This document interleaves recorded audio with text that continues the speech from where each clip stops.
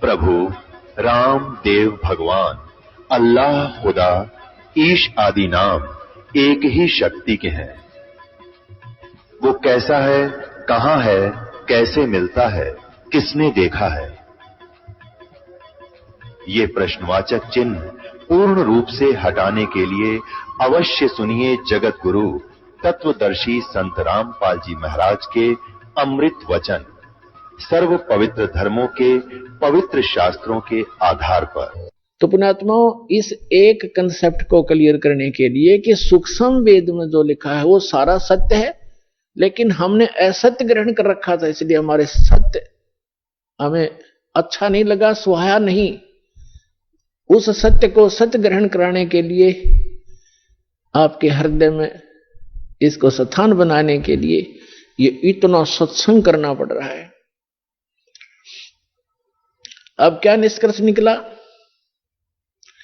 इन जितने भी अज्ञानी हैं, आचार्य हैं, शंकराचार्य हैं, या जितने भी ब्राह्मण गुरु हुए हमारे, या विश्व के जितने आज तक महापुरुष गुरु पद हुए हैं, जिन महापुरुषों को परमात्मा मिले उनको छोड़कर, वो तो आपको मैंने दास ने नाम गिना ही दिए, और कोई एक आधा भूल चूक रह गई होगी, वो मैं उनसे अपरिचित नहीं हूं, उनको अवश्य मिले होंगे, उनको ज्ञान अवश्य होगा। तो इनके अतिरिक्त किसी के पास यथार्थ ज्ञान नहीं, यथार्थ भक्ति विधि नहीं, तो ये मोक्ष कैसे प्राप्त करेंगे? आज का प्रसंग यही चल रहा है कि गुरु बिन काहू न पाया ज्ञान, जो थोथा भूषण मूड किसाना, गुरु बिन वेद पढ़े जो प्राणी, समझ न सार रहे अज्ञानी। ये सारे ज्ञानी थे। सुर नर मुनि जन 33 करोड़ी, बंदे सभी काल की डोरी। ये 33 करोड़ देवता, ये सुर मुनि ऋषि महर्षि, कहते हैं सारे काल की डोरी का बंधे रहते। और ये जितने भी आज तक के आचार्य शंकराचार्य हमारे हुए हैं धर्मगुरु, इनसे पूछिएगा कि गीता अध्याय नंबर 18 के श्लोक नंबर 62 में गीता ज्ञानदाता अपने से अन्य किस परमेश्वर की शरण में जाने को कह रहा? तो ये क्या हमें मीठी गोली दिया करते थे? अपने ही बारे में कह रहे हैं श्री कृष्ण ही, श्री कृष्ण से ऊपर कोई भगवान नहीं, स्वयं कृष्ण भगवान, स्वयं भगवान श्री कृष्ण भगवान स्वयं, ये सब कुछ अपने बारे में कह रहे। इनमें अकल है कोई? और आज तक ये हमें मूर्ख बना रहे थे। श्रीमद् भगवद गीता अध्याय नंबर 18 और अंतिम अध्याय है ये। अंतिम अध्याय के ये लास्ट के अंतिम ही मंत्र हैं। श्रीमद् भगवद गीता अध्याय नंबर 61 से लेकर और 66 तक निर्णय हो गया। गीता ज्ञानदाता कहता है कि वो परमात्मा सभी प्राणियों को कर्मानुसार यंत्र की तरह चलाता है, घुमाता है। फिर बता 18वें अध्याय के 62वें श्लोक में कि अर्जुन तू सर्वभाव से उस परमेश्वर की शरण में जा, उसी परमेश्वर की कृपा से तू परम शांति को और सनातन परम धाम को प्राप्त होगा। अब पीछे सारा निर्णय दे ही दिया कि मेरा भी जन्म मृत्यु है, तेरा भी जन्म मृत्यु है, मेरी साधना करेगा। 8वें अध्याय के 13वें श्लोक में बता दिया। मेरा एक ओम मंत्र है। 8वें अध्याय के प्रथम मंत्र में अर्जुन ने पूछा कि हे भगवान, आपने 7वें अध्याय के 29वें श्लोक में यह कहा है कि मेरे आश्रित होकर, गीता ज्ञानदाता कहता है कि तत्वदर्शी संत की खोज जो कर लेता है मेरे निर्देशानुसार, चौथे अध्याय के 32 और 34 में बताया, इस ज्ञान को आश्रय कर लेता है, वो जरा और मरण, जरा माने वृद्ध अवस्था, मरण माने मृत्यु, वृद्ध अवस्था के दुख और मृत्यु के दुख से जो छूटने का प्रयत्न करते हैं वे उस तत्ब्रह्म को जान चुके हैं और सारे अध्यात्म ज्ञान से परिचित हैं और सभी कर्मों से वो परिचित हैं। वही व्यक्ति, वही साधक जरा माने वृद्ध अवस्था के दुख से, बुढ़ापे के दुख से और मृत्यु के दुख से छूटने का प्रयत्न करते। तो अर्जुन ने पूछा गीता ज्ञानदाता से 8वें अध्याय के प्रथम मंत्र में कि किम तत्ब्रह्म, वो तत्ब्रह्म क्या है ऐसा जिसको जानने के बाद फिर यहां संसार की कोई वस्तु की डिमांड नहीं करता या किसी वस्तु की चाह नहीं रहती, केवल जरा और मरण से ही छूटने का प्रयत्न करते हैं। किम तत्परम 8वें अध्याय के 3 श्लोक में उत्तर दिया गीता ज्ञानदाता ने कि वो परम अक्षर ब्रह्म है, गीता ज्ञानदाता से अन्य है। गीता अध्याय नंबर 15 के श्लोक नंबर 16 और 17 में 3 पुरुष हैं। एक सरपुरुष ये ब्रह्म है, अक्षर पुरुष ये परब्रह्म है, जो संसार रूपी वृक्ष का तना है वो अक्षर पुरुष, जिसको परब्रह्म भी कहते हैं। ब्रह्म से नेक्स्ट ब्रह्म, पर माने दूसरा, और सरपुरुष ये ब्रह्म है। इनकी कितनी मलकियत है, कितनी प्रभुता है। यह सरपुरुष जिसको सरब्रह्म भी कहते हैं, संतों ने इसको काल ज्योत स्वरूपी निरंजन भी कहा है। ये केवल 21 ब्रह्मांड का प्रभु है, स्वामी है। और अक्षर पुरुष ये 7 संघ ब्रह्मांड का स्वामी है, केवल इतना ही। और परम अक्षर पुरुष गीता अध्याय नंबर 15 के श्लोक नंबर 16 और 17 में 3 पुरुष हैं। सरपुरुष और अक्षर पुरुष ये तो 16वें श्लोक में बता दिए। और ये भी नाशवान, इनके अंतर्गत जितने प्राणी वो भी नाशवान, उनके भी स्थूल शरीर सबका नाश होता है। जीवात्मा तो सबकी अमर है, गधे कुत्ते की भी अमर है। फिर 17वें श्लोक में गया 15वें अध्याय के कि उत्तम पुरुष है तू अन्य परमात्मा इति उदाहरत है, ये लोक तरम अविश्य विवर्ती अवैश्वर है। वो उत्तम पुरुष यानी पुरुषोत्तम, वो पुरुषोत्तम तो कोई और है जो तीनों लोकों में प्रवेश करके और सबका धारण पोषण करता है, जो परमात्मा कहलाता है, जो वास्तव में अविनाशी है। गीता ज्ञानदाता कहता है कि वो है पुरुषोत्तम, इन दोनों से अन्य है। अब यहां पुण्यात्मा 15वें अध्याय के 18वें श्लोक में ये विचलित कर देंगे अज्ञानी आपको। ये खुद कह रहा गीता ज्ञानदाता कि मैं लोक वेद में पुरुषोत्तम प्रसिद्ध हूं। वो यहां ये कहना चाहता है कि मेरे अंतर्गत जितने भी प्राणी आते हैं 21 ब्रह्मांड में, उनसे मैं उत्तम हूं, उनसे श्रेष्ठ हूं, उनसे हर तरह से मैं उच्च हूं, शक्ति में भी उच्च हूं। जैसे गीता अध्याय नंबर 7 के श्लोक नंबर 1 से लेकर 10 तक ये स्पष्ट कहता है, बलवानों का बल में हूं, बुद्धिमानों की बुद्धि में हूं। तो ये जो इसके अंतर्गत है उन पर लागू है। ये कहता है इस लोक वेद में, लोक वेद माने दंत कथा, सुने सुनाए ज्ञान के आधार से जो इस लोक में चल रहा है जो ज्ञान, उसके आधार से मैं पुरुषोत्तम प्रसिद्ध हो रहा हूं, इसलिए क्योंकि मैं मेरे अंतर्गत जितने प्राणी हैं उन तक श्रेष्ठ हूं। लेकिन 15वें अध्याय के 17वें श्लोक में इसने स्पष्ट ही कर दिया कि उत्तम पुरुष है तो अन्य, उत्तम पुरुष माने पुरुषोत्तम, वो तो कोई और है। और उसको तत्वदर्शी संत बताएंगे। और वो तीनों लोकों में प्रवेश करके सबका धारण पोषण करता है। वो अविनाशी भगवान है, अपना तो जन्म मृत्यु बताता है, और वास्तव में वो परमात्मा कहलाता है। परमात्मा का अर्थ होता है श्रेष्ठ आत्मा, जो दुख नहीं देवा, केवल सुख सुख देता है। तो ये सुख सागर है परमात्मा। कबीर जी अमर पुरुष, सतपुरुष, परम अक्षर पुरुष। तो यहां गीता अध्याय नंबर 8 के श्लोक नंबर 5 और 7 में गीता ज्ञानदाता कहता है कि मेरी साधना कर। 8वें अध्याय के 13वें श्लोक में इसने बता दिया मेरा तो ओम अक्षर है, ओम एक अक्षर है, नथिंग एल्स। और इसकी भक्ति करने से ओम से मिलने वाली परम गति मिलेगी। वो क्या मिलेगी? ब्रह्म लोक जाएगा। 8वें अध्याय के 16वें श्लोक में लिखा कि ब्रह्म लोक में गए हुए प्राणी भी जन्म मृत्यु में आते हैं।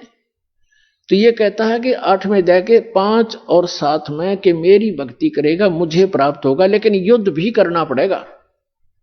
तो जहां युद्ध है वहां शांति कहां? अब फिर ये बताता है 17वें अध्याय के 23वें श्लोक में कहा कि सच्चिदानंद घन ब्रह्म यानी परम अक्षर ब्रह्म के पाने का 3 मंत्र का जाप है। ओम तत्सत। ओम तो सरपुरुष का, तत् और सत ये सांकेतिक, इस दास के अतिरिक्त इस विश्व में किसी के पास ये मंत्र नहीं है। परमात्मा की दास दास पर रजा हुई है। ये कोड वर्ड है तत् और सत, ये सांकेतिक। तत् है ये सांकेतिक शब्द है, ये अक्षर पुरुष का है। और सत भी सांकेतिक है, ये परम अक्षर पुरुष यानी परम अक्षर ब्रह्म का है। तो यहां स्पष्ट कर दिया कि उस परम अक्षर ब्रह्म के प्राप्ति के लिए 3 मंत्र के जाप की साधना करनी है आपने। साधना अन्य वस्तु होती है, पूजा अन्य होती है। जैसे हमारा इष्ट है जल, हमने जल प्राप्त करना, जल का पता लग गया पृथ्वी के अंदर है, तो हैंड पंप लगाना पड़ता है। हैंड पंप ऊपर फिर उसके पाइप बोकी लगाना, फिर ऊपर मशीन लगाना, हैंड पंप, ये सारी जो व्यवस्था है, ये उपकरण प्रयोग करने पड़ेंगे, साधना करनी पड़ेगी हमने उस उपास्य यानी इष्ट को प्राप्त करने के लिए, जल को प्राप्त करने के लिए। ये मंत्र हमारे पूज्य नहीं है, इन मंत्रों से हमें वो पूज्य वस्तु प्राप्त होगी। ये साधना है, ये मजदूरी है हमारी। तो यहां अभी तक ये कबीर पंथी यहां मार खा गए, इन मंत्रों को इन्होंने अवॉइड कर दिया कि तो काल के मंत्र हैं, ओम भी काल का, फलाना। अरे हमने पानी जल प्राप्ति के लिए जो साधना प्रयोग करनी है वो चाहे लोहे की है, तो उस लोहे की वस्तु बिना वो जल ना मिले। इसी प्रकार ये जो मंत्र हैं ये अभी तक किसी का समझ में नहीं आए थे। उन महापुरुषों ने छोड़कर जिनको भगवान मिले, उन्होंने तो स्पष्ट किया है कि वही गुरु पूरा कहा है, दो दो अक्षर का भेद बतावे। नानक साहब जी कहते हैं, जय तू पढ़िया पंडित बिन दो अक्षर दो नामा, परमति नानक एक लंघाए जय कर सत समावा। दो अक्षर का तो सतनाम है, एक ये सार नाम है, इनसे हटकर है। ओम और तत् मिलकर सतनाम बनता है दो अक्षर का। इसकी श्वास और उश्वास से साधना करनी होती है। और वो सत जो है वो सार नाम है, वो अलग है। इन सब की साधना करनी पड़ती है। सत्र में जाके 23वें श्लोक में श्रीमद् भगवद गीता में गीता ज्ञानदाता बता रहा है कि सच्चिदानंद घन ब्रह्म के पाने का केवल ओम तत्सत ये 3 मंत्र के जाप का निर्देश है, नथिंग एल्स। और कोई नहीं, निर्देश माने फाइनल डायरेक्शन, इसके अतिरिक्त कुछ नहीं। अब यहां 8वें अध्याय के 5 और 7 में तो अपने विषय में बता दिया कि मेरी साधना करेगा मुझे प्राप्त होगा, लेकिन युद्ध करना पड़ेगा। तो युद्ध करना जहां पड़ गया वहां शांति कहां। फिर 8वें अध्याय के 8, 9, 10 3 मंत्रों में स्पष्ट किया गीता ज्ञानदाता ने कि उस परम अक्षर ब्रह्म की भक्ति करोगे तो उसी के पास जाओगे। उसकी साधना का मंत्र बता ही दिया, वो ओम तत्सत।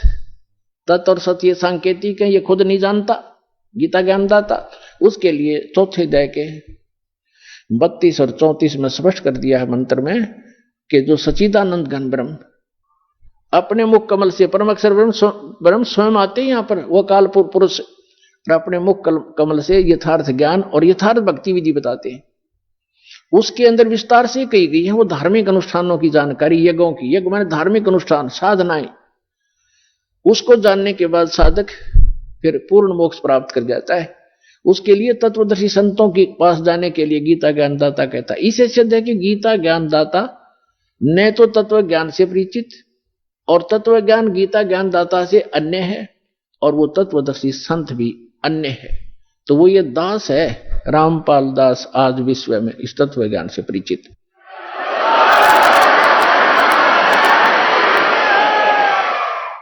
अब जो प्रसंग चल रहा है कि श्रीमद् भगवद गीता अध्याय नंबर 18 अंतिम अध्याय है, और 61 से लेकर और 66 तक ये निर्णायक ज्ञान है। आगे तो कुछ और बातें हैं, वो भक्ति से संबंधित नहीं है। इन 61 से लेकर और 66 तक 6 मंत्रों में स्पष्ट कर दिया है कि जैसे 18वें अध्याय के 61 और 62 में कर दिया कि वो परमात्मा समर्थ है, वो सभी को कर्म अनुसार वही चलाता है, जैसे जिसके कर्म है उसके अनुसार से वो कार्य करता रहता है। और उस परमेश्वर की शरण में जाने से ही परम शांति को प्राप्त होगा, सनातन परम धाम के में प्राप्त चला जाएगा, जहां जाने के बाद साधक फिर लौटकर कभी संसार में नहीं आते। फिर क्या बता 18वें अध्याय के 63वें श्लोक में कहा है गीता ज्ञानदाता ने कि अर्जुन, ये गीता रूपी ज्ञान मैंने तुझे, ये बहुत गुप्त से गुप्त ज्ञान है जो आज मैंने तेरे से कह दिया। अब तेरी मर्जी, तेरी इच्छा है, जैसा चाहे वैसा कर। मेरी शरण में रहना है तो युद्ध कर, उठा हथियार, और उसकी शरण में जाना है तो उसके लिए तत्वदर्शी संत की खोज कर ले। ये गुप्त से गुप्त ज्ञान मैंने तुझे बता दिया।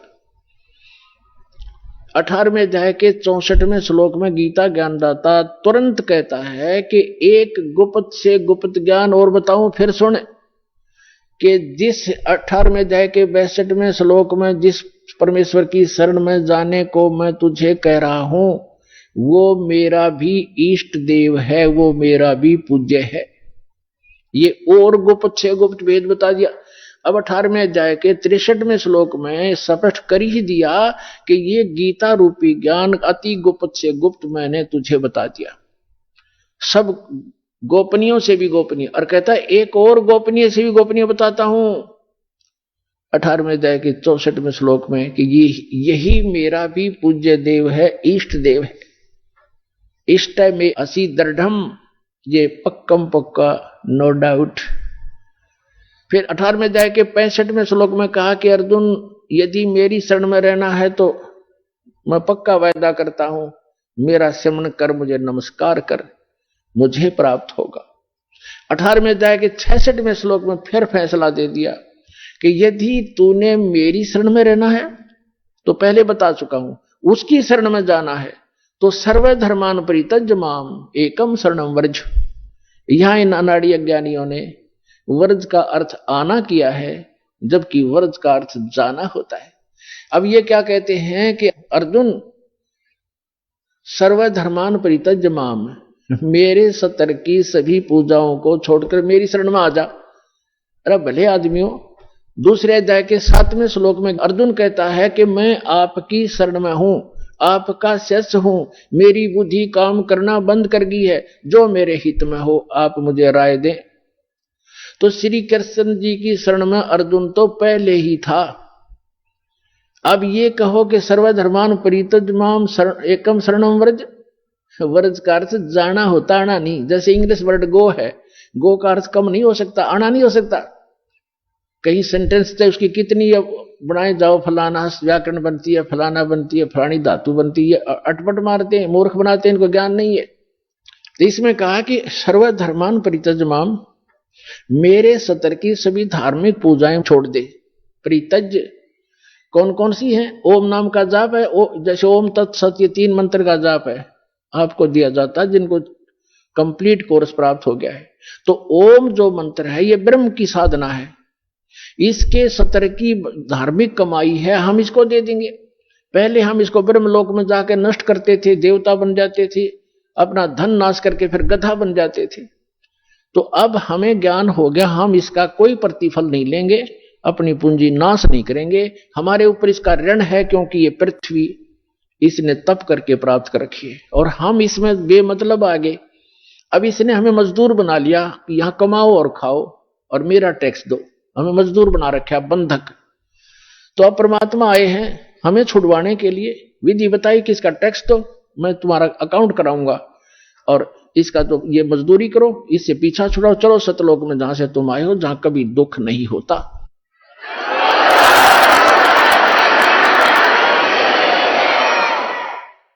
तो हम क्या करेंगे? सर्वधर्मान परित्यज्य माम, इसका विधान है ये खुद कहता है कि मेरे सतर की पूजा मुझे दे दे, इसका प्रतिफल मत ले। और एकम शरणम व्रज, एकम माने अद्वितीय, जिसके बराबर दूसरा ना हो, यानी सर्वशक्तिमान परमात्मा की शरण में जा। व्रज माने जाना होता, आना नहीं होता। अहम तवा सर्व पापे भो मोक्षामि मा शुच। अब ये कहता फिर मैं तुझे सब पापों से मुक्त कर दूंगा, तू चिंता मत कर, आपे कर देगा। जब हम इसका ऋण दे देंगे, ये मांगे कि हमारे, ये अपने खुश हम अपने खुश। तो जब तक हम ऋणी थे, मजदूर थे इसके, तो ये हमें कोई नाच नचा रहा था, हमने नाचना पड़ा था। तो इस प्रकार हम जब यहां से चलेंगे, जैसे आपको प्रथम मंत्र दिया जाता है, वो यहां की संसारिक सुविधाएं, टैक्स, जैसे आपने बिजली कनेक्शन ले रखा है, टेलीफोन कनेक्शन ले रखा है और पानी का कनेक्शन ले रखा है, गैस कनेक्शन ले रखा है, या किसी से बैंक लोन ले रखा है, तो उसको वापस दोगे, देते रहोगे टैक्स, किराया, उसको उनका जो चार्ज है, तो आपको सुविधा प्राप्त होंगी। तो जब तक आपने संसार में रहना, यहाँ की जो सुविधा तुम्हें चाहिए वो प्रथम मंत्र से मिलेंगी, उनके बीच के 5 नामों से। और फर्स्ट एंड लास्ट जो मंत्र है, ये आपकी भक्ति में, सतलोक जाने की भक्ति में अलग से कमाई साथ जुड़ती है। अब जो ये जो मंत्र है आपके, पहला मंत्र आपको यहां कंठ कमल तक बरी कर देगा। जब आप यहां से चलोगे तो सबसे पहले आत्मा मूल कमल में जाएगी, वहां गणेश जी का कमल है, उनका ऑफिस है, वहां से अपना अकाउंट क्लियर कराएगा। फिर आएगा उसमें ब्रह्मा जी के लोक में, स्वाद चक्र में, उसके बाद विष्णु जी के लोक में, नाभि चक्र में, फिर शिव जी के लोक में, हृदय चक्र में, फिर देवी के लोक में, कंठ चक्र में, फिर ये त्रिकुटी में पहुंचेगा। और ये नकली राधा स्वामी वाले, धन धन सतगुरु वाले नो के साढ़े गुरु जी तब सीधा नाम बताते हैं, असि तो सीधे त्रिकुटी में जाते हैं, खाक त्रिकुटी में जाते हो। त्रिकुटी को बस बरवाले का बस स्टैंड है, पैदल चला जा तो पहुंच गया, साइकिल उठा लिया तो पहुंच गया। त्रिकुटी में जाने के लिए अंगा लगेगा। हाँ, तब त्रिकुटी में जब हम जाएंगे तो उसमें ये 3 मंत्र के जाप हैं, ओम तत्सत। ओम का अकाउंट हम त्रिकुटी पर देंगे इसको। वहां परमात्मा मिलेंगे इस दास के रूप में आपको, जो यहाँ सत साधना और सच्ची लगन दास के अंदर एज ए गॉड होगी।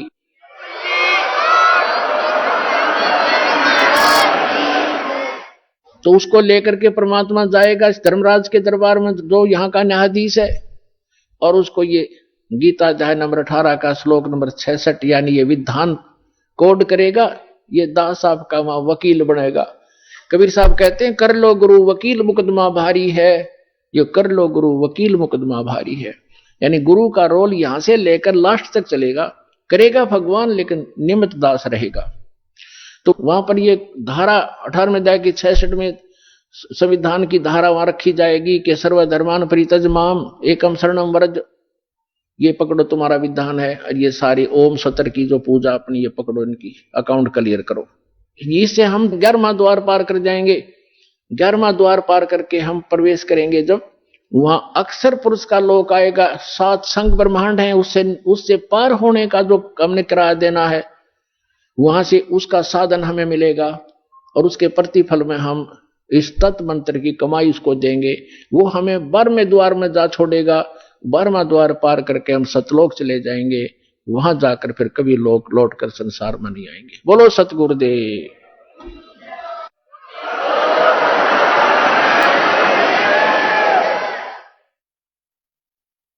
परम पिता परमात्मा पूर्ण ब्रह्म सारी सृष्टि के रचनहार कबीर परमेश्वर जी की असीम रजा से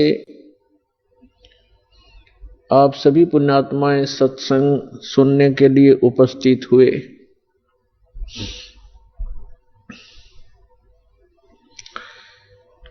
सत्संग में आने से जीव को पता चलता है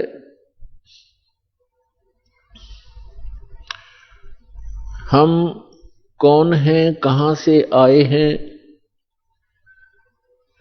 यहां ये मरने और जीने की व्यवस्था किस कारण से बनी हुई है। इस बात को प्रत्येक प्राणी महसूस करता है। जन्म हुआ अच्छी बात, परिवार हो गया बहुत ही अच्छी बात, पुत्र पुत्री हुए, संपत्ति कोठी बनी, बस क्या कहने। और फिर मृत्यु, ये मृत्यु वाली बात है, ये खटकती है। अब ये मृत्यु जो होती है ये एकदम विपरीत स्थिति है। सारा जीवन संतान के पोषण में, संपत्ति के जोड़ने में, कोठी और महल बनाने में लगा देता है प्राणी। और 1 मिनट के बाद पता नहीं पुत्र की मृत्यु हो जाती है, पुत्री मर जाती है, पुत्र वधू मर जाती है, मां की मृत्यु हो जाती है, परिवार का परिवार भी नाश हो जाता है। तो यहां हमारी बुद्धि कभी नहीं जाती कि ऐसा क्यों हो रहा है।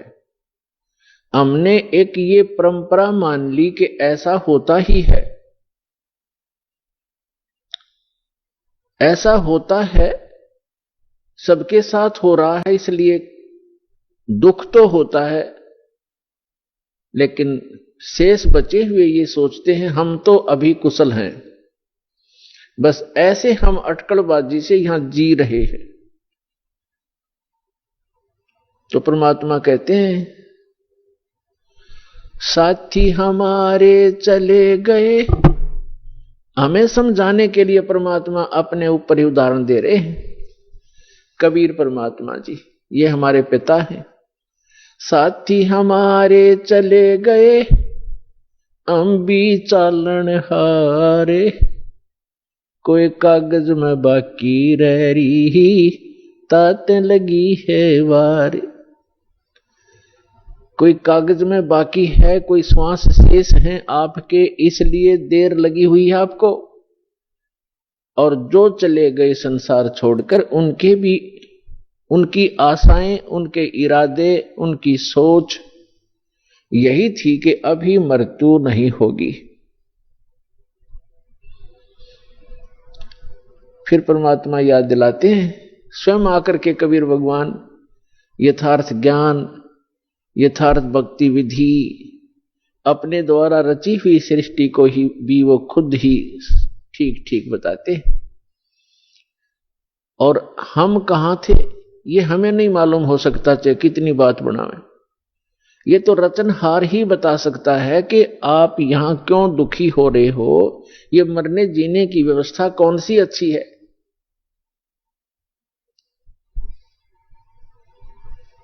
इस बात को सभी मानते हैं कि अच्छी नहीं है।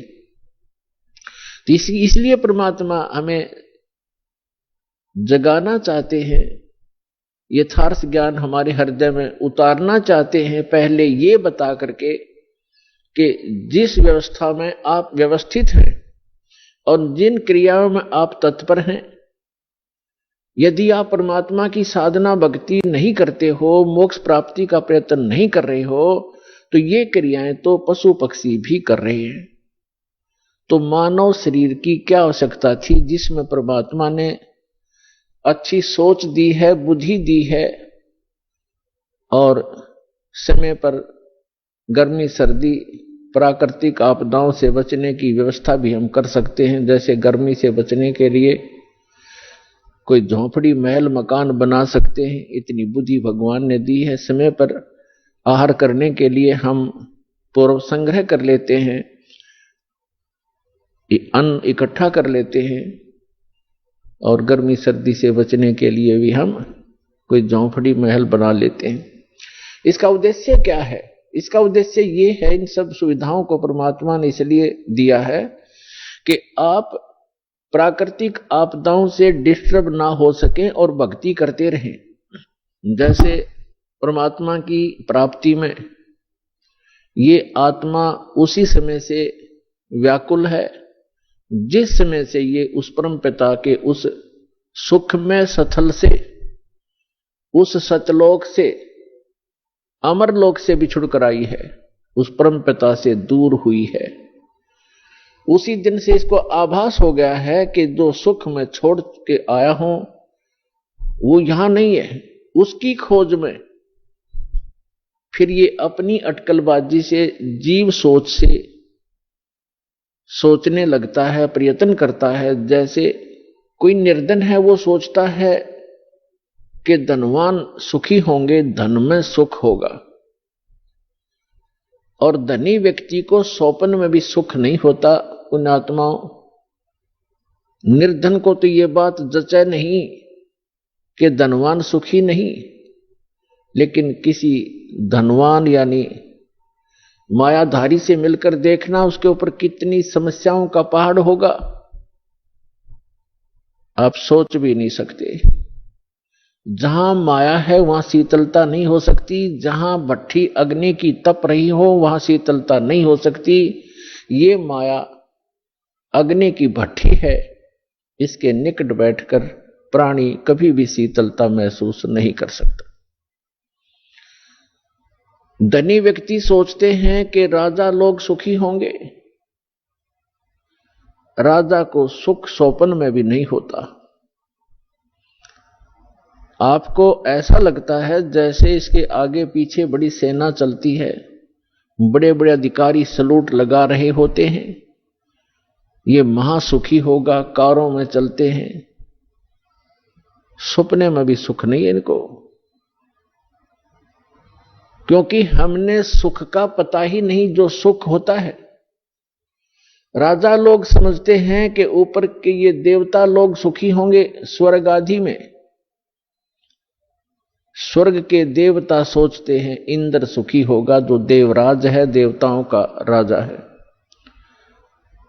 और देवराज सोचता है कि ब्रह्मा विष्णु महेश सुखी हैं।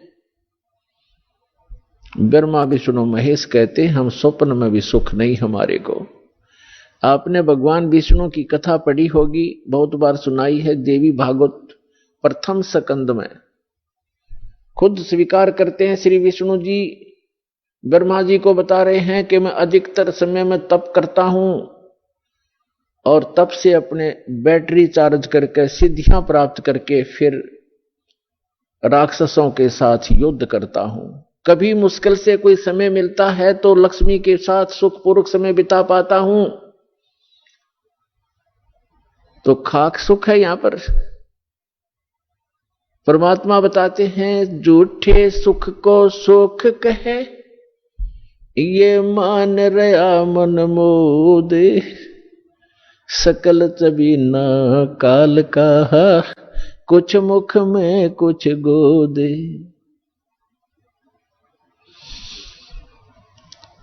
इस झूठे सुख को सुख कहे, ये मान रहा मनमोद। कौन से झूठे सुख को? एक व्यक्ति बता रहा था कि मेरे एक कन्या ने जन्म लिया, जन्म से उस कन्या के गुदा स्थान नहीं था। इसको देखकर मेरे ऊपर पहाड़ टूट गया समस्या का, महा दुखी हो गया मैं। डॉक्टर के यहां लेकर गया मेडिकल में। जिस वार्ड में मेरी बेटी को भर्ती किया उसमें ऐसे 3-4 केस और थे। तब मुझे कुछ राहत मिली कि मेरे जैसे और भी दुखी हैं। बताओ इससे क्या लाभ मिला उसको? अपना मन में मान लिया कि चलो और भी दुखी हैं तो मैं भी दुखी हूं, कोई बात नहीं। क्या वो दुख हल्का हो गया? क्या गुदा स्थान बन गया बेटी का? तो पुण्यात्माओं, इसे गंदे लोक में रह रहे हम, यह सुख नाम की चीज नहीं है। हम एक दूसरे को दुखी देखकर उससे हल्का दुख हो या उसके बराबर हो, हम अपने राहत मान लेते हैं, यहां कोई विकल्प नहीं है। जैसे एक व्यक्ति के 3 पुत्र थे, एक पुत्र की मृत्यु होगी, बहुत दुखी, बुरी तरह रो रहे हैं, आहार भी नहीं कर रहे हैं। शोक व्यक्त करने वाले व्यक्तियों में एक ऐसा व्यक्ति उपस्थित था जिसका एक ही पुत्र था, वही मृत्यु को प्राप्त हो चुका था। तो सांत्वना देने वालों ने कहा कि देख भाई, यहां तो ऐसा ही है, सभी की मृत्यु होती है, ये तो भगवान हवाला बात है, चिंता मत करो। देखो ये भाई बैठा है, इसको देख कर जी ले, इसका इकलौता पुत्र था, उसी की मृत्यु होगी, ये भी तो अपना समय व्यतीत कर रहा है, धैर्य कर। तो तब उस व्यक्ति को कुछ होशी आई, हाथ मुंह धोए, कुछ देर में खाना भी खा लिया। अब उसने ये सुख मान लिया कि देख इस बेचारे का इकलौता पुत्र था और वो ही मर गया, मृत्यु को प्राप्त हो गया। शुक्र है मेरे तो 3 थे, मेरा तो एक ही मरा है, 2 तो बचे हैं, अली से सुख मान लिया। क्या वो बेटा वापस आ गया? तो यहां परमात्मा कहते हैं झूठे सुख को सुख है, ये मान रहा मनमोद, और सकल चबीना काल का, कुछ मुख में कुछ गोद। परमात्मा यहां क्या बताते हैं? भाई तन दर सुखिया कोई न देखा, जो देखा सो दुखिया हो, उदय अस्त की बात करते हैं, मन सबका किया विवेक का हो, सबका किया विवेक का हो। भाई घाटे बाधे सब जग दुखिया, के गृष्टि बैरागी हो, लाभ हानि से सब कोई दुखिया, के गृष्टि बैरागी हो। सुख देव ने दुख के डर से, गर्भ में माया त्यागी हो, गर्भ में माया त्यागी हो। तंदर सुखिया कोई न देखा, जो देखा सो दुखिया हो, उदय अस्त की बात करते हैं, मन सबका किया विवेक का हो, सबका किया विवेक का हो। भाई जंगम दुखिया जोगी दुखिया, तपस्वी को दुख दूना हो, जंगम दुखिया जोगी दुखिया। तपस्वी को दुख दूना हो, आशा तृष्णा सबको व्यापे, कोई महल ना सुना हो, कोई महल ना सुना हो। तंदर सुखिया कोई ना देखा, जो देखा सो दुखिया हो। उदय अस्त की बात करते हैं, मन सबका किया विवेका हो, सबका किया विवेका हो। भाई साच कहूं तो जग ना माने, पर झूठ कही ना जाई हो। साच कहूं तो ये जग ना माने, पर झूठ कही ना जाई हो। ये ब्रह्मा विष्णु शिव जी दुखिया, जिन ये राह चलाई हो, जिन ये राह चलाई हो। तंदर सुखिया कोई ना देखा, जो देखा सो दुखिया हो। उदय अस्त की बात करते हैं, मन सबका किया विवेका हो, सबका किया विवेका हो। सुरपति दुखिया भूपति दुखिया, रंग दुखी बपरीती हो।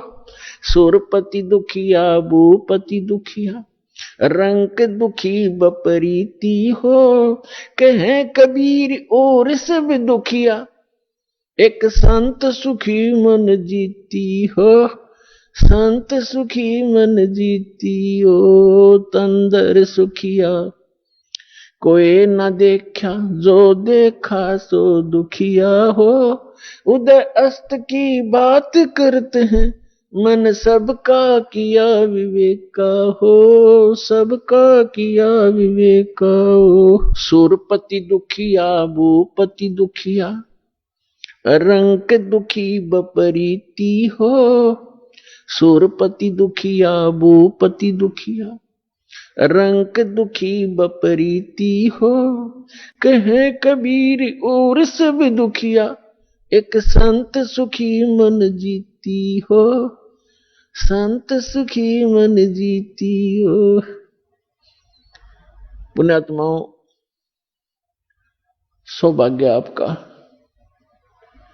आप जी को ये यथार्थ ज्ञान अमृत वचन सुनने को मिले, सौभाग्य प्राप्त हुआ आपको। भक्ति मुक्ति के दाता सतगुरु ये भटकत प्राण फिरंदा, उस साहिब के हुक्म बिना नी तरवर पाथ हिलंदा। उस परमात्मा कबीर भगवान की, अल्लाह अकबर की, उस महान परमेश्वर की आपके ऊपर असीम रजा है और आप युगों युगों के बहुत पुण्यकर्मी प्राणी हो, जो ऐसे भाग दौड़ के जीवन से समय निकालकर यहां परमात्मा के दरबार में पहुंच पाते हो। उस परमात्मा की रजा बिना आप यहां नहीं आ सकते, आप ये ज्ञान भी नहीं सुन सकते, आप तक ये पहुंच भी नहीं सकता। इस ज्ञान को आप तक पहुंचाने के लिए परमात्मा ने 600 वर्ष पहले प्रयत्न किए, और उन दुष्ट लोगों ने, स्वार्थी नकली गुरुओं ने अपनी रोजी रोटी को उत्तम मानते हुए, प्रथम मानकर अपने स्वार्थ को प्रधान मानते हुए कबीर भगवान उस धानक रूप जुलाहे को बहुत परेशान किया और यथार्थ ज्ञान को हमारे तक, आप तक नहीं पहुंचने दिया। उस परमेश्वर ने वो अमर ज्ञान अपनी वाणी में, सच्चिदानंद घन ब्रह्म की वाणी में, कबीर वाणी में लिपिबद्ध करवा दिया अपनी प्यारी आत्मा धर्मदास जी द्वारा। अब उस ज्ञान को, परमात्मा के उस विधान को, जो 600 वर्ष पहले परमेश्वर अपने द्वारा रची हुई सृष्टि की जानकारी, और हम कौन हैं, कहां से आए हैं, यहां क्यों दुखी हो रहे हैं, जन्म और मृत्यु का कारण क्या है, ये सब कुछ उसमें बताना चाहते थे, लेकिन इन नकली धर्म गुरुओं ने इन दुष्ट लोगों ने हमारे तक ये पहुंचने नहीं दिया, परमात्मा का घोर विरोध करा दिया, उनको काटने मारने बुरी तरह परेशान करने पर ही लगे रहे, जनता को भ्रमित करते रहे। उस परमेश्वर ने कहा था कि जब 5500 वर्ष कलयुग बीत जाएगा, उस समय सभी अपनी प्यारी आत्माओं को शिक्षित करूंगा, पूरे मानव समाज को, और सदग्रंथों को। ये सभी धर्म के धर्मी अपने धर्म ग्रंथों को सत्य मानते हैं, और जिन गुरुओं को हम शास्त्रविद मानते थे वो अपने ही सदग्रंथों से अनभिज्ञ थे, अपरिचित थे, अज्ञानी थे, और हम उनको केवल संस्कृत भाषा जानने के कारण उन पर विश्वास किया करते थे कि सभी सदग्रंथ संस्कृत भाषा में हैं, और ये हमारे हिंदू धर्म गुरु संस्कृत भाषा पढ़े हैं, इन्होंने सदग्रंथों को ठीक ठीक जाना होगा, ये सही बता रहे। और उनकी एक दाल गलती रही उस समय कि कबीर जुलाहा है, धानक है, और उस समय संस्कृत पढ़ने का अधिकार केवल ब्राह्मण वर्ग को ही था। इसलिए आम आदमी को यह शंका नहीं बनी, यह विश्वास बना नहीं, यह शंका बनी रही कि कबीर जी अशिक्षित है, परमेश्वर कबीर जी अशिक्षित हैं, ये झूठ ही बोल रहे होंगे सदग्रंथों के बारे में, क्योंकि सदग्रंथ हमारे पवित्र वेद, पवित्र श्रीमद् भगवद गीता, पवित्र पुराण आदि आदि ये संस्कृत भाषा में लिपिबद्ध हैं। तो परमात्मा ने ये समय निर्धारित किया था, अपनी प्यारी आत्मा धर्मदास जी से बताया था, और धर्मदास जी ने जब पूछा परमात्मा आज तो बहुत ही धार्मिक व्यक्ति हैं, इनके अंदर धार्मिकता है, बुराइयों की भी त्रुटि है, यानी कमी है, बुराइयां भी कम है, न्यून है, और 5500 वर्ष जब कलयुग बीतेगा, यानी आज से लगभग 600 वर्ष पश्चात, तो और आप बताते हो कलयुग में मानव की वृत्ति बहुत गिर जाएगी, इनके विचार मलिन हो जाएंगे, चरित्र ठीक रहे नहीं, अविश्वासी कृत घनी बन जाएंगे, तो तब कैसे समझाओगे मेरे मालिक। तब परमेश्वर ने कहा था कि उस समय सबसे पहले मैं इनको शिक्षित करवाऊंगा। परमात्मा कबीर जी कहते हैं ये सब खेल हमारे किए, हमसे मिले सो निश्चय जिए, और फिर जब ये शिक्षित हो जाएंगे तब अपना दास भेजूंगा। तब तो कहा था मैं स्वयं जाऊंगा और उन सदग्रंथों के गूढ़ रहस्यों को जन साधारण को बताऊंगा, लेकिन स्वयं नहीं आए तो दास भेज दिया पुण्यात्माओं उस परम पिता ने।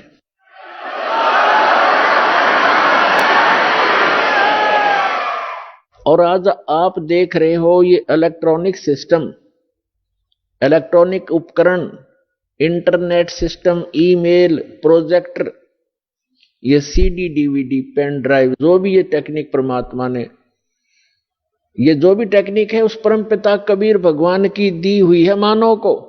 ये मानव सत्र की सोच नहीं, ये सत्कर मान लेना। अगर ये मानव की सोच होती तो लगभग 40 लाख वर्ष तो इस चतुर्युगी के बीत गए हैं, और आज तक ये टेक्निक उपलब्ध नहीं हुई, मानव नहीं खोज सका।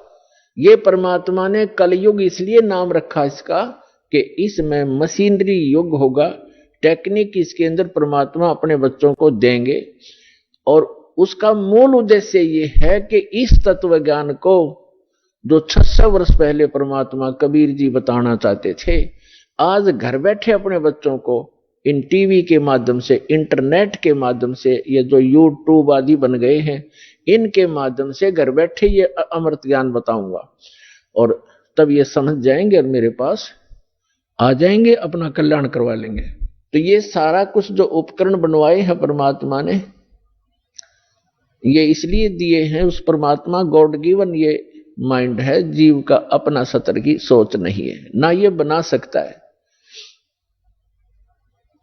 और जैसे अभी इस दास का जन्म हुआ किसान परिवार में, 50 वर्ष पहले जब हम 10-12 वर्ष के थे, हमारे यहां जो गेहूं की कनक को निकालते थे, उसमें से भूसा अलग और कणक अलग करने के लिए एक 50 मन गेहूं के लिए 1 महीना लगता था। उसके ऊपर बैल घुमाते रहते थे, एक छड़ा बांध के पीछे बैलों के उसको घुमाते रहते थे। कम से कम 1 महीने में जाकर 20 दिन में जाकर के वो बारीक होता था, तब उसको बरसा बरस गेहूं अलग और भूसा अलग करते थे। ऐसी टेक्निक थी उस समय। और उससे पहले तो और उस हमारे समय में तो ऐसे घुमाने वाली चारा काटने की मशीन हाथ से घुमाने वाली लग गई थी, जिसने गंडासा कहते हैं। और उससे पहले हमने देखे हमारे दादाजी हाथ से ऐसे काटा करते थे, ऐसे। और पीछे जाओगे तो क्या होगा? तो कहने का भाव ये है कि जो आज टेक्निक प्राप्त है, ये गॉड कबीर गिवन है, ताकि आप अपने सदग्रंथों को इन प्रोजेक्टर और डीवीडी के माध्यम से रूबरू देख सकें, आंखों देख सकें, फिर मिला सकें अपने। आपके घर उपलब्ध होती हैं ये सभी सदग्रंथ। और दया करी परमात्मा ने के अनुवादित करवा दिया उन्हीं के द्वारा जिनको ज्ञान नहीं था। अनुवाद उनको भाषा आती थी, जैसा भी उन्होंने अनुवाद, जहां उनकी बुद्धि काम करना बंद कर गई वहां तो गलत कर दिया, और जहां साधारण अनुवाद थे उन्होंने कर दिए। कहां स्लिप करी उनकी बुद्धि? जैसे श्रीमद् भगवत गीता अध्याय नंबर 7 के मंत्र नंबर 18 में अनुत्तम गति शब्द है। गीता ज्ञान दाता अपने से अन्य परमात्मा के विषय में जानकारी देता है और अपने विषय में भी जानकारी देता है। लेकिन गीता अनुवाद करने वालों का दृष्टिकोण यही रहा कि श्री कृष्ण जो है ये सुप्रीम पावर है। श्री कृष्ण इज विष्णु, ये विष्णु जी को सुप्रीम पावर मानकर ये मानते रहे कि श्रीमद् भगवत गीता का ज्ञान श्री विष्णु जी ने दिया है श्री कृष्ण रूप में। श्री कृष्ण भी विष्णु ही थे, ये खुद मानते हैं हमारे धर्मगुरु। तो इन्होंने श्रीमद् भगवत गीता को ठीक से ना समझकर, क्योंकि उनको सृष्टि रचना का ज्ञान नहीं था, जिस कारण से उन्होंने श्री कृष्ण को ही मूल परमात्मा मान लिया। जबकि गीता अध्याय नंबर 15 के श्लोक 16 और 17 में 3 प्रभु बताए हैं, 3 पुरुष बताए हैं। एक सरपुरुष है ब्रह्म,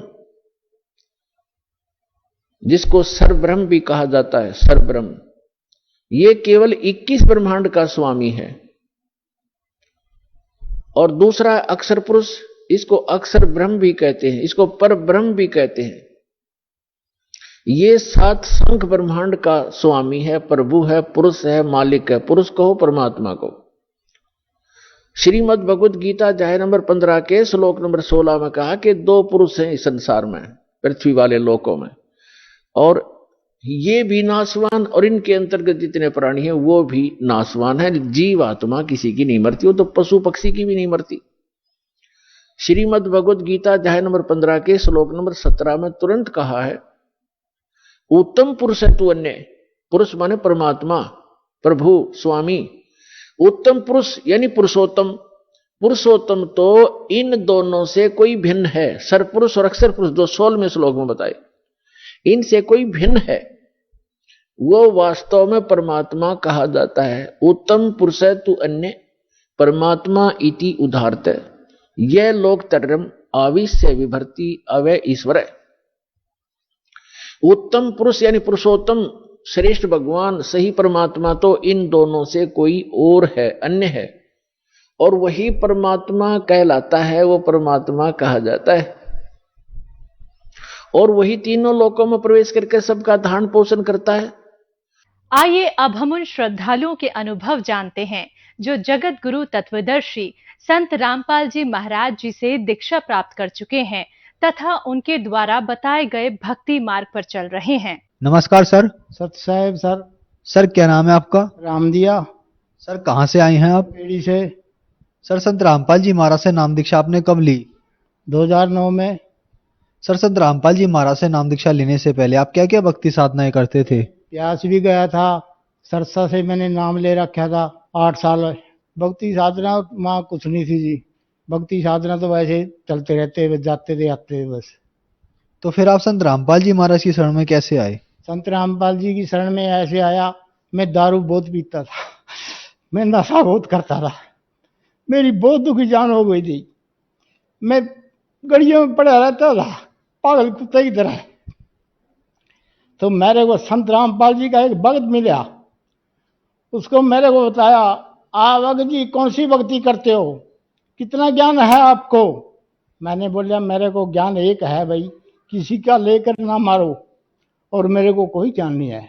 वो बोला मैं आपको एक ज्ञान गंगा किताब देता हूँ, इस किताब को पढ़ना, आप जी को भक्ति का पता लग जाएगा, संत रामपाल जी कौन है। मैंने किताब पढ़ी, मैंने देखा, उस किताब को पढ़कर इतना मैं पढ़ा, जानता तो था नहीं पढ़ाई, लेकिन मैंने उसमें पाया कि विष्णु ब्रह्मा विष्णु के माता पिता कौन है। मैंने कहा अभी शिव जी के माता पिता भी हैं। मेरे को एकदम धड़कन लगी, मैंने कहा अभी ये तो भक्ति मैं जरूर करूंगा, लेकिन एक मेरी शर्त है, मेरी शर्त ये है, मेरी दारू छूट जाएगी तो मैं नाम रखूंगा नहीं, मैं नाम नहीं रखूंगा संत रामपाल जी महाराज का। उन्हें कहा भी आपकी दारू छूट जाएगी। मैं गया भगत जी, एक हमारे गांव का भगत था संत रामपाल जी का, मैं गया दौलतपुर रोड बरवाड़ा, तो मैंने देखा उस टाइम सत्संग चला हुआ था संत रामपाल जी महाराज का। मैंने लंगर चल रहा था, मैंने देखा लंगर खाया, मैंने सत्संग सुना, तो मैंने नाम, मेरा दिल करा भी मैं नाम तो ले लूंगा, लेकिन मेरी नशा छूटेगा तो मैं नाम रखूंगा, मैं नाम नहीं रखूंगा। मैंने नाम ले लिया संत रामपाल जी महाराज का, बंदी छोड़ का मैंने नाम ले लिया। सर संत रामपाल जी महाराज से नाम दीक्षा लेने के बाद क्या आपको कोई लाभ भी प्राप्त हुए? हाँ, लाभ मेरे को हुए। एक दफा कैथल से मैं ट्रैक्टर पे लेके आ रहा था, बहुत ऐसा आराम से, एक गाड़ी आई, मेरे पीछे से जोर की ट्रैक्टर के पथले पसे मारे उसको, और वो मेरे को बोलता है रुक जा भाई रुक जा। मैंने कहा भाई यार आपको तो भाई साहब गड्डी मारी है, मैंने तो कुछ नहीं किया। बोले नीचे उतर, मैं नीचे उतर गया। मैंने कहा हे बंदी छोड़, आप बचा सकते हैं इस दास को, अरे ये दास अंदर होगा। तो परमात्मा ने ऐसे दया करी, ट्रैक्टर ऐसे खड़ा दिया मैंने सड़क के ऊपर, ट्रैक्टर अपने आप चल कर आया, और वो आदमी मेरे को जफा करा, बोला ये भाई कोई बात नहीं, जो कुछ होना था हो गया, तू जा। मैं चला गया घर।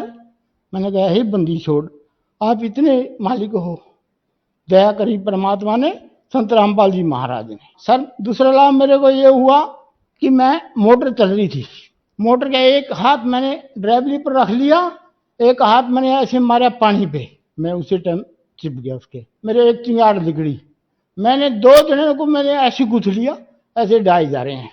तो मेरे को संत रामपाल जी महाराज बंदी छोड़ को ऐसे झटका हाथ मारा, बोला छोड़ दो, कहाँ ले जा रहा है उसको, इसको छोड़ दे यहीं। मैंने कहा हे बंदी छोड़, संत रामपाल जी महाराज आपको ये दास बचा लिया है, ये बंदी छोड़ सतगुरु रामपाल जी महाराज की दया हुई। और लाभ भगत जी मेरे को ऐसा हुआ, मैं गाड़ी में चले जा रहा था, गाड़ी में चलते चलते मैंने, एक और भगत था साथ में, मैंने कहा अभी धुंध ज्यादा है, गाड़ी को रोक ले, साइड में ला ले। उसको गया, अब भाई परमात्मा दया करेंगे, चल। वहां चल भाई, हाईवे पे चढ़ गए। कलरम की बात है, कलरम पर जाकर मेरे को आंख लगी, थोड़ी नींद आ गई मेरे को, और नींद आ गई तो मैं तो गड्डी के बाहर था, एकदम खड़ा कर जैसी गड्डी भिड़ी, मेरा ये सिर वक्त ये देखो, ये पूरा मेरा फूटा हुआ है। तो एकदम मैंने कोई बेरा नहीं रहा बाद में भी तू कहाँ गया। तो परमात्मा ने, संत रामपाल जी महाराज ने दया करी, मोटरसाइकिल वाला भी वहीं आ गया, डॉक्टर के पास ले जाकर टांके भरा दिए। टांके भरने वाले बोलते हैं भाई मेरे को देखा नहीं जाता। अरे मैंने कहा मैं कुछ नहीं हो रहा भगत जी, मेरे तो दर्द भी नहीं है। डॉक्टर साहब मेरे कोई दर्द नहीं है, टांके भरो आराम से। टांके भरे तो मैं वहीं वापस आ गया, और अब बंदी छोड़ की दया हुई संत रामपाल जी महाराज की, मैं बहुत बचाया परमात्मा ने। अगली दया मैं अब की बताता हूँ। मेरे घर वाली का पैर ऐसे सारों पार मोटरसाइकिल के बीचों बीच पहिए के ऐसे फंस गया। और मैंने कहा ब्रेक लग गए मोटरसाइकिल के, लगे कहना नहीं मेरा पैर आ गया मोटरसाइकिल में। मैंने मोटरसाइकिल परमात्मा ने रोका, मैंने नहीं रोका। तो जैसे पैर मैंने देखा उसका लिखता आया इतना बिच्चा पैर के अंदर। और बाद में मैंने अपना पंजा फंसाया उसके अंदर, पंजा भी नहीं मेरा बचा है। परमात्मा इतनी जगह आपने कैसे बना रखी। बंदी छोड़, ये बंदी छोड़ सतगुरु रामपाल जी महाराज ने इतनी दया करी मालिक ने, कोई अंत नहीं छोड़ा परमात्मा ने। अब मेरे को 7 लाख का प्लाट नगद, कोई कैश, परमात्मा ने ऐसे रुपये भगा दिए। कहने कुछ नहीं, परमात्मा ने ऐसी दया कर रखी है, कोई अंत नहीं। मेरा लड़का था, मेरे लड़के को न्यू कहते थे इसका ब्याह नहीं होगा, इसकी सगाई हम होने नहीं देंगे। उन्हीं को दो न्यू कहते थे हम सगाई नहीं होने देंगे, उन्हीं को मेरे लड़के का रिश्ता कराया। बड़े टाणे वाले को जोड़ लाया, 1 साल रिश्ता रहा, बंदी छोड़ना ब्याह कराया। और रमैनी में जाइए, कोई देज का कोई मतलब नहीं, 1 पैसा भी लेने का, कोई तीव्रता का कोई भी, बिल्कुल हम नहीं लेंगे। मैं संत रामपाल जी के शिष्य हैं, हम कोई दान नहीं लेते। लाभ तो इतने हैं, फिर छोटे मोटे लाभ तो बहुत होते रहते हैं। मृत्यु के बारे में आपको बताऊं, मैंने एक पंडित मिला पहले। पंडित वो बोलता था मेरे को, अगर भाई आपकी मृत्यु 52-53 साल में मृत्यु हो जाएगी। मैंने उसको बोला, मगर तुम अपनी मृत्यु को जानता भी तेरी मृत्यु कब होगी। मैंने कोई असर नहीं कराया उसका। जिस टाइम मेरी गड्डी भिड़ी, मैंने कहा भाई पंडित को तो ये बात तो सच बोली थी। संत रामपाल जी महाराज ने बंदी छोड़ ने हमें बचाया। सर नशा इतना करते थे नहीं भाई, गलियों में पड़े रहते थे, गांव के लोग बहुत हंसते थे, कौन पड़ा है ये, राम जी पड़ा है, राम जी पड़ा है, नशा दारू करे। तो वही जी इतना बुरा हाल था, खेत में पड़े रहते थे, बच्चों को तंग करते थे। पर इस बंदी छोड़ने नशा से तो ऐसे दबा दिया, नशा तो कभी पीने वाला मिल भी जाता था भाई। हाथ जोड़ लेते हैं भाई, देख हमारे नियम हैं सतगुरु रामपाल जी महाराज जी, भाई हम नशा नहीं, सोपी में आइए हमारे पास, चाहे हमारे घर रहिए, बात करिए राम से, आपका भी नशा छूट जाएगा। सर संत रामपाल जी महाराज से नाम दीक्षा लेने के बाद आपका नशा छूट गया, आपकी पहले शर्त थी अगर संत रामपाल जी महाराज मेरा नशा छुड़वाएंगे तो मैं संत रामपाल जी महाराज का नाम रखूंगा। आप नशा इतना ज्यादा करते थे कि आपको खुद होश नहीं रहता था कि आप कहाँ पड़े हैं। तो सर संत रामपाल जी महाराज से जो भी नाम दीक्षा लेता है उसका नशा छूट जाता है, तो ऐसा कैसे संभव हो रहा है कि संत रामपाल जी महाराज से नाम दीक्षा लेने वालों का नशा छूट रहा है? संत रामपाल जी महाराज बंदी छोड़, इसके शब्द में जो नाम मिलता है, इसके अंदर इतनी पावर है। नशा तो क्या, भूत प्रेत बाधा, कोई किडनी में बीमारी, कोई किसी भी राय बीमारी, कोई भी रोग नहीं अंदर रहता। ऐसी इस शब्द के अंदर ऐसी शक्ति है परमात्मा के शब्द में। बहन भाइयों को यही संदेश देना चाहता हूँ, भाई मेरे बहन भाइयों सभी संत रामपाल जी बंदी छोड़ सतगुरु रामपाल जी की शरण में आए और अपना जिंदगी का कल्याण कराएं। ये मनुष्य जीवन बार बार नहीं मिलता। संत रामपाल जी महाराज की शरण में, बंदी छोड़ की शरण में, चैनलों पे, साधना चैनल पे पट्टी आती है, तो उस पर संत रामपाल जी महाराज के शिष्य के फोन नंबर हैं, फोन नंबर करिए और उस पर बात करिए और नाम दाम दीक्षा लीजिए और अपना जन्म चाहिए। धन्यवाद सर। सत साहिब।